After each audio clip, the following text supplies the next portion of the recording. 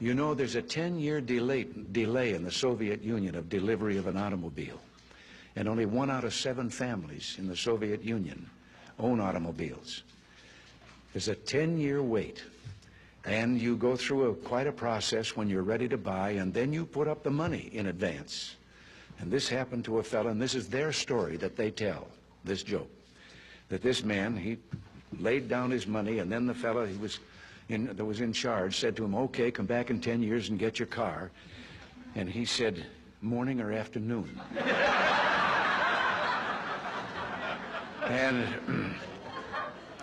And the fellow behind the counter said, well, 10 years from now, what difference does it make? And he said, well, the plumber's coming in the morning.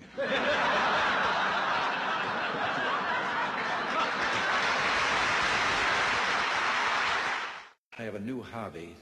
I am collecting stories that I can actually prove are told among the Russian people. They make them up themselves, they tell them between themselves, reveals they got a great sense of humor, and they've also got a little cynical attitude about things in their country. And one of these stories, the one I'm going to tell you, I told to General Secretary Gorbachev, and he laughed. The story was an American and a Russian arguing about their two countries, and the American said, look, in my country, I can walk into the Oval Office, I can pound the president's desk and say, Mr. President, I don't like the way you're running our country. And the Russian said, I can do that. The American said, you can? He says, yes. I can go into the Kremlin, to the General Secretary's office, pound his desk and say, Mr. General Secretary, I don't like the way President Reagan's running his country. A fellow who went to the KGB to report that he lost his parrot. The KGB asked him why he was bothering them. Why didn't he just report it to the local police?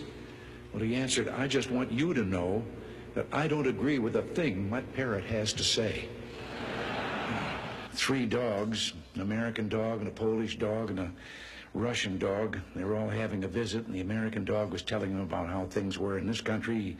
He said, you know, you bark and you bark long enough, and then somebody comes along and gives you some meat. And the Polish dog said, what's meat? The Russian dog says, what's bark?